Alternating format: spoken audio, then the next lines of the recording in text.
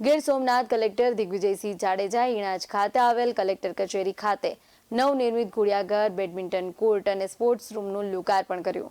કલેક્ટરે આ અંગે જણાવ્યું હતું કે આજકાલ પુરુષો માટે ખભે ખભો મિલાવી મહિલાઓ પણ સરકારી તંત્રમાં કાર્ય કરી રહી છે. અત્યારે તેમના બાળકના ઉછેરની જવાબદારી એ મોટા પ્રાણ પ્રશ્ન બની જાય છે. બાળકને પણ માતાની સતત હૂંફ અને કાળજીની જરૂર હોય છે. તેવા સમયે જો માતા તેની આસપાસમાં જ હોય તો બાળક પણ એક પ્રકારની હળવાશ અનુભવે છે.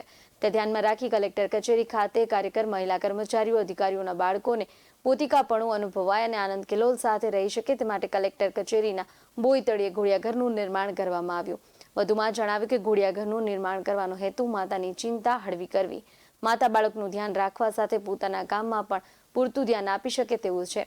ઘોડિયાઘર બાળકોને રમવા માટેના અને મનોરંજનના સાધનો સાથે બાળકોને મજા પડે તે રીતે કાર્ટૂનોથી સુશોભિત દિવાલો સાથે વાર્તાનુકૂલન બનાવવામાં આવ્યો છે.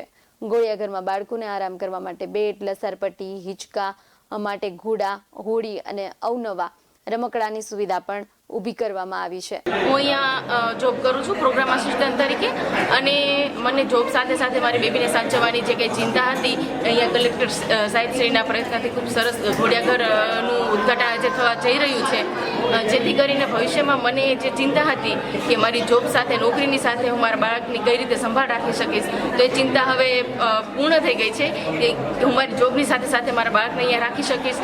અને ખૂબ સરસ ઘોડિયાઘરનું આયોજન થયું છે, ખૂબ સરસ મારા કલેક્ટર સરસ બનાવ્યું છે ઘોડિયાઘર, જેથી કરીને હવે બાળક સાથે જોબ હું સારી રીતે કરી શકીશ અને બાળક સારી રીતે અહીંયા ઉછેર થશે અને જોબ પણ હું સારી રીતે કરી શકીશ. BS9 TV ન્યૂઝ સાથે ઉસામે રાવડા, ગીર સોમનાથ.